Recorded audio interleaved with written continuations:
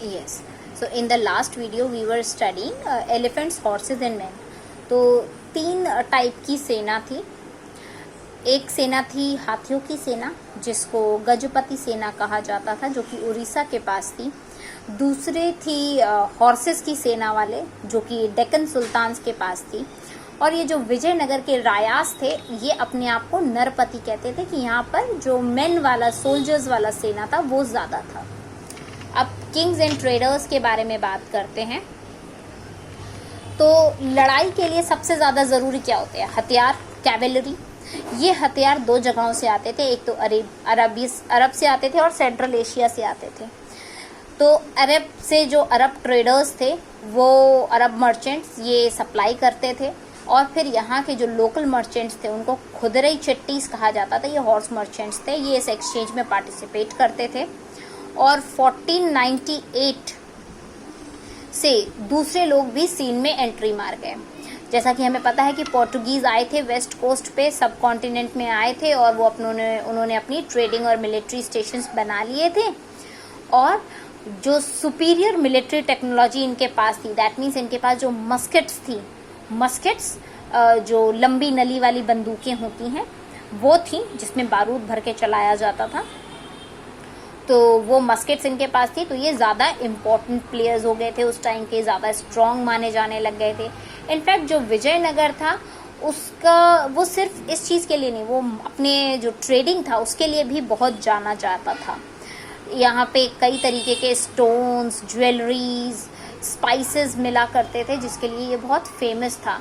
यहाँ की पॉपुलेशन बहुत ज़्यादा वेल्दी थी, बहुत अमीर लोग रहा करते थे यहाँ पर. और जो रेवेन्यू आता था, उस रेवेन्यू से जो ट्रेड था, वो उसकी जो प्रॉस्पेरिटी थी स्टेट की, वो बहुत ज़्यादा बढ़ जाती थी. क्योंकि जो ट्रेड टैक्स वगैरह आता था इम्पोर्ट एक्सपोर्ट की वजह से, उससे इनके वेल्दी रहते थे और इनका स्टेट बहुत ज़्यादा प्रॉस्परस स्टेट था. अब जो कृष्णदेव राया थे, उन्होंने एक स्टेट क्राफ्ट बनाया हुआ था, एक रूल बुक टाइप का बनाया हुआ था. तेलुगु में उसको अमुक्ता मल्यडा कहा जाता है, जिसमें उन्होंने पूरा बताया था कि एक राजा को कैसे अपने हार्बर्स को इम्प्रूव करना चाहिए, जिससे उनके यहाँ का जो ट्रेड है वो इम्प्रूव कर जाए. अपने यहाँ के हार्बर्स को स्ट्रॉन्ग रखेंगे तो हाथियों का, जेम्स, सैंडलवुड, पर्ल्स, दूसरे आर्टिकल्स का इम्पोर्ट अच्छे से कर पाएंगे. जो फॉरेन सेलर्स आ रहे हैं, उनके रहने की जो कंडीशंस हैं वो ज़्यादा अच्छी होनी चाहिए. अगर कोई स्टॉर्म में फंस गया है तो वो भी आपके यहाँ आके रुक सके. कोई बीमार है, कोई थक गया है, तो उसका अच्छी तरीके से आप जैसे अतिथि देवो भव वाला कॉन्सेप्ट उनके पास था, कि उनको वैसे रखेंगे तो आपका कोई दुश्मन नहीं होगा. फिर दूसरे जो मर्चेंट्स आते हैं दूसरी कंट्रीज से, जो कि एलिफेंट्स लेके आ रहे हैं, हॉर्सेस लेकर आ रहे हैं, आपको प्रोवाइड कर रहे हैं, तो आप उनको डेली ऑडियंस दिखाएं कि कोई सेलर उनका सामान खरीदे, उनको प्रेजेंट्स दें, उनको प्रॉफिट दिलाएं, जिससे कि आपका कोई दुश्मन नहीं होगा. आपकी जो कंट्री होगी वो बहुत अच्छे से फ्लरिश करेगी. उसके बाद आता है एपोजी और decline of the empire. Apogee is a condition जब कोई चीज़ पीक पर पहुंच जाती है, बहुत अच्छा फ्लरिश कर रही होती है, और फिर उसका डिक्लाइनमेंट हो जाता है, अचानक से वो नीचे आ जाती है, दी एंड हो जाता है उसका. तो यहाँ की जो पॉलिटिक्स रही है वो दो टाइप से रही है. एक तो थी रूलिंग लीनिएजेस की, कि राजा का बेटा राजा बनेगा, वो वाले लोग थे. दूसरे थे मिलिट्री कमांडर्स, कि जो उनके मिलिट्री में वो बहुत ज़्यादा स्ट्रॉन्ग है, तो भाई हम रूल करेंगे, आप होंगे राजा के बेटे लेकिन आप रूल करने लायक नहीं हैं. तो जो पहली डायनेस्टी यहाँ पर आई, दैट वाज संगमा डायनेस्टी, जिसका कंट्रोल 1485 तक रहा. उसके बाद इनके बाद रूल किए सलुवाज ने. तो सलुवाज जो थे वो मिलिट्री कमांडर्स थे, जो कि 1503 तक पावर में रहे, पावर में रहे. उसके बाद उनको रिप्लेस किया तुलुवाज ने. तुलुवाज के जो मोस्ट इम्पॉर्टेंट राजा रहे वो थे कृष्णदेव राया. कृष्णदेव राया ने जो पूरी की पूरी किंगडम थी उसको बहुत अच्छे से एक्सपैंड किया, कंसोलिडेट करके रखा, चीज़ों को चैनलाइज किया. तो यहाँ पे प्रॉस्पेरिटी बहुत ज़्यादा बढ़ गई थी उनके टाइम में, इसीलिए इनको बहुत इम्पोर्टेंट राजा भी माना जाता है। अब यहाँ पे तुंगभद्रा और कृष्णा रिवर्स के बीच में जो एरिया है दैट इज रायचूर दोआब। जब दो रिवर्स आके कन्वर्जेंट मिलती हैं, तो जैसे ये दो रिवर्स आ रही हैं और यहाँ आके मिल गई, तो इन दो रिवर्स के बीच का जो लैंड रहेगा that land is called as Doab. यही जो लैंड था दैट वाज रायचूर दोआब। इसको कृष्णदेव राया ने एक्वायर कर लिया था।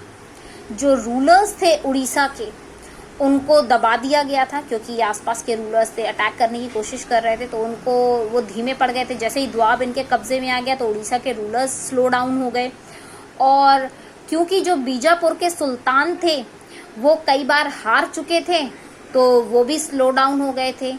और ये जो किंगडम थी ये कांस्टेंट अपने मिलिट्री प्रिपेयर्ड रखती थी कि कभी भी कोई अटैक हो जाएगा ये एकदम तैयार है, और एकदम पैरेलली मेंटेन करके रखते थे कि हमारी सिटी में, हमारी किंगडम में पीस भी रहे और प्रॉस्पेरिटी भी रहे। अगर कोई अटैक करेगा तो we are ready for the attacks as well and we are flourishing through trading.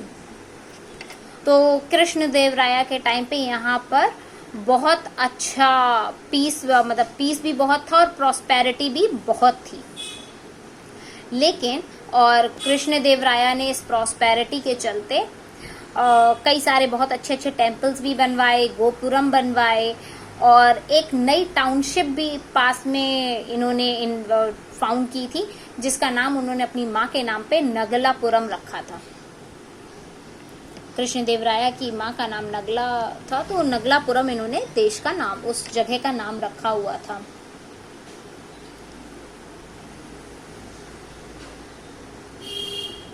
अब जैसे ही कोई चीज पीक पर पहुंचती है तो फिर उसका डाउनफॉल होता है। तो अब जैसे ही कृष्णदेव राया की डेथ हुई तो आपस में लड़ाइयाँ शुरू होने लग गई, स्ट्रेन बढ़ने लग गया। जो इनके सक्सेसर थे उनको बहुत प्रॉब्लम आने लग गई, क्योंकि जो मिलिट्री कमांडर्स थे जिनको नायक कहा जाता था उन्होंने लड़ाई शुरू कर दी कि आप होंगे राजा के बेटे बट वी आर मोस्ट काबिल। तो उन्होंने फिर ट्रबल करना शुरू किया। 1542 के बाद जो पूरा का पूरा सेंटर का कंट्रोल था वो दूसरी लीनिएज के पास चला गया जिनका नाम था अरावाइडू। तो ये अराविडू के हाथों में पूरी पावर चली गई और 17th सेंचुरी तक अराविडू के हाथों में ही रही। इस पीरियड में पहले की तरह तो नहीं था, लेकिन मिलिट्री एम्बिशंस थी इनकी, पूरी रूलर्स की मिलिट्री एम्बिशंस थी विजयनगर के रूलर्स की, जैसी कि डेक्कन सल्तनत की रहती हैं मिलिट्री एम्बिशंस। लेकिन क्योंकि इन दोनों का तालमेल सही नहीं बैठा, पहले कृष्णदेव राया के टाइम पे दोनों का तालमेल सही था तो कोई अटैक करने की नहीं सोचता था, लेकिन अराविडू के टाइम पे डेक्कन सल्तनत के साथ इनका अलाइनमेंट सही नहीं बैठा तो लड़ाइयाँ हुई, और इसकी वजह से फिर जो डेक्कन सल्तनत थी उन्होंने दूसरी किंगडम्स के साथ अलायंस बनाया विजयनगर के खिलाफ, और 1565 में उन्होंने राम राया जो कि चीफ मिनिस्टर थे विजयनगर के, उनके ऊपर लड़ाई कर दी। अटैक कर दिया। अब जो वहाँ के जो चीफ कमांडर थे राम राया, तो दिल्ली सल्तनत ने बेसिकली क्या किया, बीजापुर, अहमदाबाद और गोलकुंडा इन तीनों के साथ मिलकर एक कंबाइंड आर्मी तैयार की और अटैक कर दिया। जो चीफ मिनिस्टर थे विजयनगर के 1565 उन्होंने भी लड़ाई शुरू करी अपनी तरफ से, और ये जो जगह थी इसको रक्षसी तंगड़ी कहते हैं, जिसका नाम है तलीकोटा, इसको तलीकोटा भी कहा जाता है, और ये रक्षसी तंगड़ी थी, वहाँ पे लड़ाइयाँ हुई। और क्योंकि वो 3-4 जगहों की आर्मी एक साथ थी और ये अकेले बेचारी छोटी सी आर्मी थी, तो ये हार गए और वहाँ से चले गए, पूरा का पूरा जगह खाली करके भाग गए। और जो कंबाइंड आर्मीज थी इनको जीत मिली और इन्होंने पूरी की पूरी विजयनगर पे कब्जा कर लिया, और उसके बाद से सिटी पूरी की पूरी खाली हो गई, और कुछ ही सालों में पूरी की पूरी सिटी खाली हो गई। अब जो फोकस था एम्पायर का, क्योंकि अराविडू यहाँ पे तो हार गए थे, उनके पूरी की पूरी आर्मी भी भाग गई थी, राम राया हार चुके थे। तो अराविडू का फोकस अब विजयनगर में नहीं रह गया था, क्योंकि वहां पर तो अब कंबाइंड आर्मीज का कब्जा था। तो अराविडू का अब जो नया फोकस था, उन्होंने दोबारा विजयनगर को पाने की भी कोशिश नहीं की। अब इन्होंने अपना फोकस ही चेंज कर लिया, और जो इनकी डायनेस्टी थी उसने रूल किया अब पेनुकोंडा से। तो उन्होंने पेनुकोंडा को अपना फोकस बनाया, पेनुकोंडा से रूल किया, और उसके बाद उन्होंने चंद्रागिरी से अपना, चंद्रागिरी इस तिरुपति के पास, तिरुपति बालाजी जो है वहां पर, वहां से इन्होंने रूल किया। So you can see in the map, this is Tanjore, जहां पे कृष्णदेव राया ने वो जो मंदिर वगैरह बनवाया था और लड़ाई वड़ाई हुई है सारी। This is Tungabhadra river, this is Krishna river, इनके बीच में इज रायचूर द्वाब, ये दिस इज बीजापुर। ये यहाँ से अटैक मारते थे, यहाँ पे रायचूर द्वाब था, तुंगभद्रा और कृष्णा के बीच में यहाँ पे रायचूर द्वाब था। यहाँ से बीजापुर वाले इनको परेशान करते थे। ये विजयनगर एम्पायर थी पूरी, और यहाँ से डेक्कन वाले अटैक करते थे। तो ये हर तरफ से कृष्णदेव राय ने मेंटेन करके रखा था।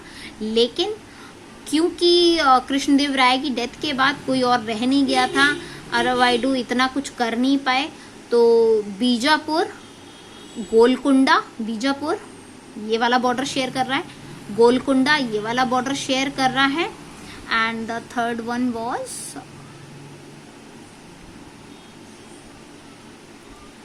Ahmednagar. Ahmednagar is not given, Ahmednagar is in this Hyderabad वाला रीजन। तो इधर इधर इधर तीनों लोग ने कंबाइन करके एक साथ अटैक कर दिया था। तो फिर ये पूरा का पूरा रीजन ये हार गए थे अराविडू, और उसके बाद उन्होंने अपना फोकस ही चेंज कर लिया कि अब हम चंद्रागिरी से और पेनुकोंडा से रूल करेंगे। उनका मानना था कि अब हम यहाँ वापस अटैक ही नहीं करना, हमने वापस कैप्चर ही नहीं करना। तो उन्होंने फिर फाइनली ये चंद्रागिरी लास्ट में, और पेनुकोंडा भी यहीं कहीं आसपास में होगा, देखना पड़ेगा। तो पहले वहां से रूल किया, और उसके बाद फिर और पीछे खिसक के चंद्रागिरी पर आ गए।